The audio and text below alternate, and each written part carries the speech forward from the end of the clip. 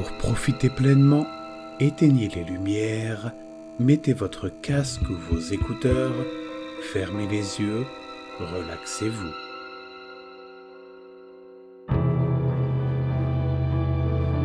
Une visite particulière.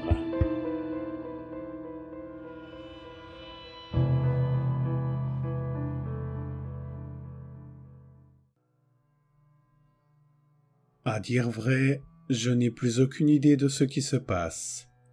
Tout d'abord, mes parents m'ont appelé l'autre jour pour me dire qu'ils venaient me rendre visite ce week-end.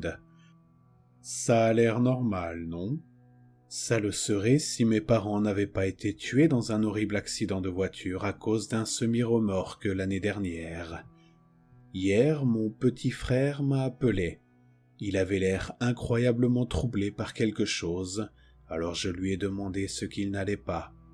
Il m'a dit « Ce monstre me suit partout depuis mercredi !»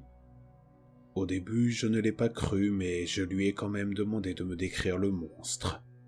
Il a une peau blanche translucide, des jambes anormalement longues, mais il marche sur les genoux, des yeux jaunes incandescents qui semblent fixer mon âme, un sourire infaillible qui s'étend d'une oreille à l'autre avec des dents semblables à des poignards et des bras longs et maigres avec de grandes mains griffues.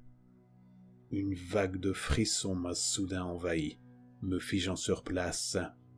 J'ai réussi à retrouver mon calme et je lui ai demandé où il se trouvait lorsqu'il a remarqué la créature.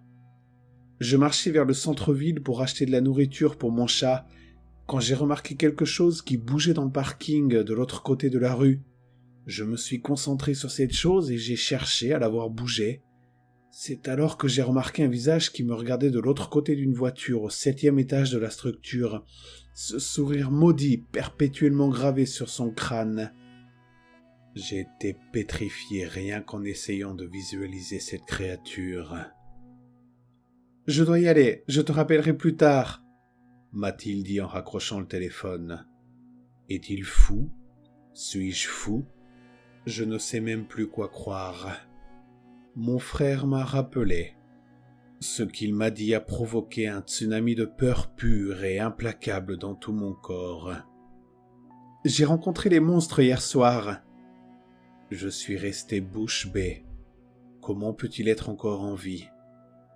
Quand je me suis finalement endormi hier soir, après des heures passées à me retourner et à m'inquiéter du monstre, j'ai été rapidement réveillé par un bruit de raclement.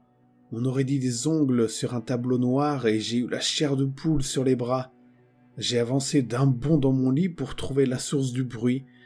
J'ai regardé vers la fenêtre et j'ai vu ses yeux jaunes et perçants qui me fixaient. J'étais figé par la peur primitive, l'émotion la plus puissante qui soit. Alors qu'il glissait lentement une longue griffe sous la fenêtre et l'ouvrait. J'étais paralysé lorsqu'il s'est faufilé par la fenêtre et est entré dans la pièce avec moi. J'ai vu ma vie défiler devant mes yeux lorsque le monstre a tendu vers moi ses longs bras. J'ai cru qu'il allait simplement atteindre ma poitrine et arracher mon cœur qui battait encore. J'ai été surpris quand le monstre m'a pris doucement dans ses bras. Il m'a bercé comme un nourrisson tout en se glissant à l'extérieur par la fenêtre ouverte. Alors que nous nous approchions de la forêt, la créature s'est relevée de ses genoux. Elle se tenait maintenant de toute sa hauteur, bien au-dessus de la cime des arbres. Elle a traversé la forêt avec une élégance qui ne sied pas une créature de son apparence. Tout en me berçant, il se mit à chanter une des berceuses que maman nous chantait à l'heure du coucher. Sa voix était celle d'une belle femme, mais beaucoup plus sinistre. C'est comme si quelqu'un avait pris un enregistrement d'opéra et l'avait superposé, comme s'il y avait des centaines de voix qui chantaient en même temps. Quand je me suis réveillé, j'ai examiné mon environnement. J'étais toujours dans les bois. Il y avait un énorme feu de joie juste devant moi, et le monstre était à ma gauche, me regardant fixement. Puis un deuxième monstre est apparu derrière lui, beaucoup plus grand que le premier. Celui-ci parlait d'une voix grave qui, une fois de plus, ressemblait à une centaine de voix à la fois. « Mon fils, cela fait bien trop longtemps. Tu nous as beaucoup manqué à ta mère et à moi. » J'aurais dû être terrifié, mais au lieu de cela, je me suis senti aimé. « Nous t'avons apporté un cadeau. » Sur ce, il avança la main, il tenait un livre pour enfants. C'était l'un de ceux que notre père avait l'habitude de nous lire quand nous étions enfants. Alors que j'attrapais le livre en grognant, les émotions que j'aurais dû ressentir auparavant m'ont frappé comme un gros camion. Alors que je commençais à perdre conscience, mon père m'a dit une dernière chose. Dis à ton frère que nous avons un cadeau pour lui aussi.